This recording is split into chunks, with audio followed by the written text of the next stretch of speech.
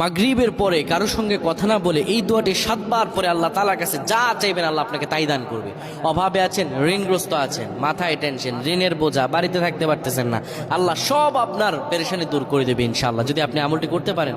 আমল মানুষের জীবন বদলিয়ে দেয়, আমল মানুষের জীবনকে পরিবর্তন করে দেয়। আল্লাহ তাআলা আপনার সব দোয়া কবুল করে নেবেন ইনশাআল্লাহ।